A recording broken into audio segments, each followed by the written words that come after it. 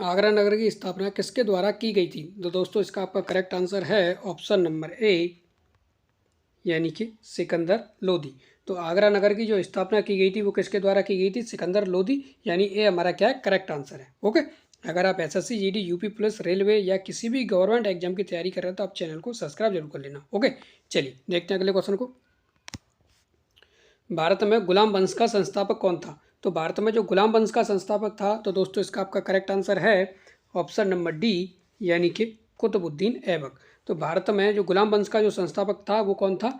कुतुबुद्दीन ऐबक, यानी कि डी हमारा क्या है? करेक्ट आंसर है। ओके, चलिए देखते हैं अगले क्वेश्चन को। महमूद गजनबी किस वंश का शासक था? तो महमूद गजनबी जो था किस वंश का शासक था? जो किस वंश का था? तो वो क्या यानी इसका करेक्ट आंसर है आपका ऑप्शन नंबर बी, यानी कि यामिनी वंश। तो महमूद गजनबी जो था वो किस वंश का था? यामिनी वंश का था, यानी कि बी हमारा क्या है? करेक्ट आंसर है। ओके, चलिए देखते हैं अगले क्वेश्चन को।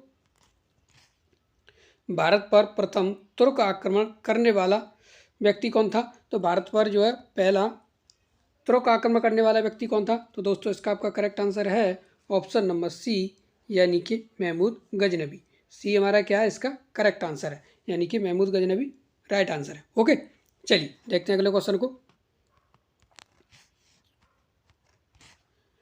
अलबरूनी किसके शासनकाल में इतिहासकार था? तो अलबरूनी जो था वो किसके काल में शासन इतिहासकार था? तो दोस्तों इसका आपका करेक्ट आंसर है ऑप्शन नंबर सी, यानी कि महमूद गजनबी।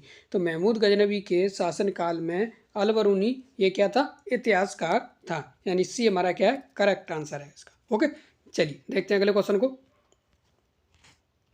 भारत में मुस्लिम राज का संस्थापक किसे माना जाता है? तो भारत में मुस्लिम राज का जो संस्थापक माना जाता है वो किसको माना जाता है? तो दोस्तों इसका आपका करेक्ट आंसर है ऑप्शन नंबर ए, यानी कि मोहम्मद गौरी।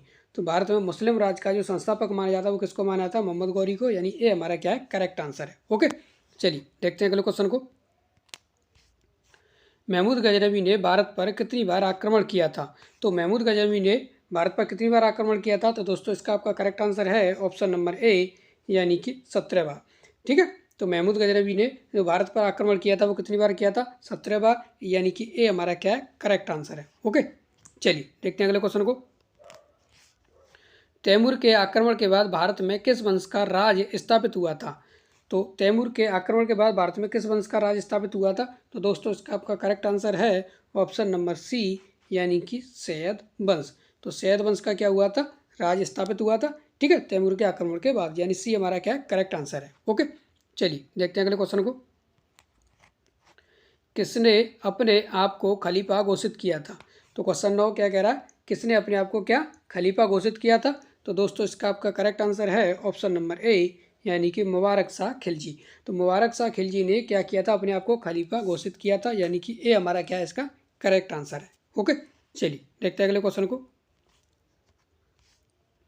अलाउद्दीन खिलजी के आक्रमण के समय देवगिरी का शासक कौन था?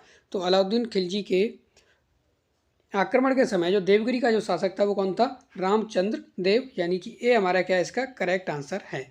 क्या है? ए क्या है? हमारा करेक्ट आंसर है। ओके, तो दोस्तों आज की क्लास में बस इतना ही। अगर वीडियो अच्छी लगी हो तो चैनल को सब्सक्राइब कर लेना।